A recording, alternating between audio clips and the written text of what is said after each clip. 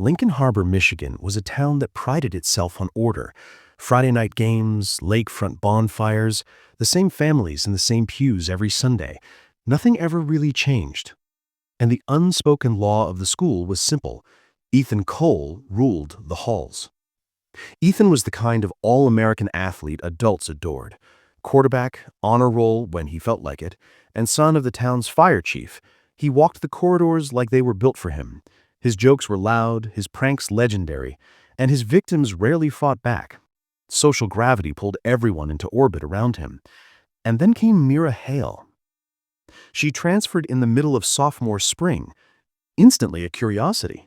No social media footprint, no friends from her old school, just a quiet girl with a white cane and a retired golden retriever guide dog named Finch.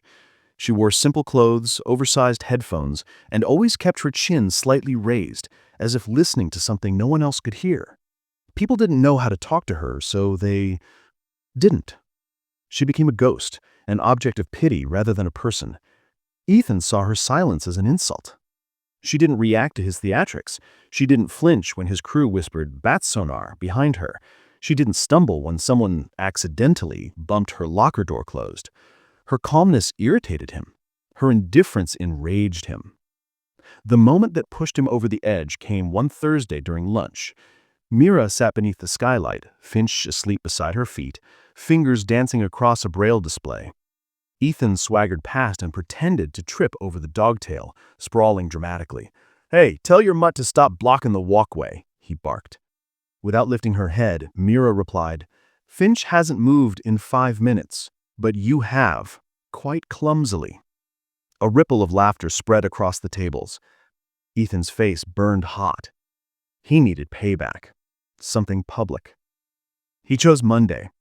The courtyard was bathed in early spring sunlight. Finch was home recovering from a vet appointment. Mira sat alone on a bench near the flagpole, listening to the chorus of footsteps in wind rattling the metal chains of the bike rack. Ethan's crew arrived like a pack of hyenas. Phones slid from pockets. A circle formed. Everyone smelled drama. Ethan strode toward her. "Hey, Echo," he said, the nickname he had invented. "You going to hear your way out of this?" She didn't respond. She adjusted her grip on her cane. "I'm talking to you," he snapped, nudging her backpack with his foot. When she didn't react, humiliation tightened around him like a noose. He stepped back. Everyone could see he was planning something. He swung his foot, aiming to kick her bag off the bench and send her sprawling. The kick never landed. What happened next would loop through Lincoln Harbor High for years. Mira moved like a snapped rubber band. Her forearm intercepted his shin, redirecting his momentum. Ethan stumbled forward in a half-fall, but she was already rising. Her cane shifted in her hands, horizontal, controlled. Ethan lunged, grabbing for her shoulder. He never touched her.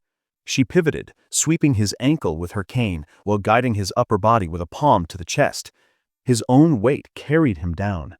He crashed into the grass with an explosive thud. Gasps erupted. In the center of a silent courtyard stood a blind girl in a balanced stance, cane poised, head tilted as if reading the air itself. "Don't get up," she warned quietly. "Your left ankle is strained. You favor it. If you charge me again, you'll tear it." Ethan froze. How could she know? "My name is Mira Hale," she said, projecting to the crowd. "I lost my sight at 13. Before that, I trained in Filipino martial arts and adaptive judo. I don't fight to win. I fight to stop fights." A teacher rushed out moments later. Mira folded her cane and said calmly, "Ethan slipped. I helped him up." Humiliation washed over Ethan, but Mira extended her hand. He took it, because pride had nowhere left to hide. The video went viral. The town buzzed. But the real change came quietly. Ethan apologized, and Mira didn't care about punishing him, only about ending the cycle. He quit football. He started volunteering at the community center's blind sports program. He learned sighted guide techniques. He walked Mira to AP classes, speaking only when needed. "You're good at this," she told him once. You used to look for weaknesses in people. Now you look for obstacles to remove. It's the same skill, just a better purpose. At the last day of school, Mira gave the commencement address. People think blindness means darkness, but the real darkness is failing to see the impact of your choices. Real vision is internal. When the ceremony ended, Ethan shook her hand.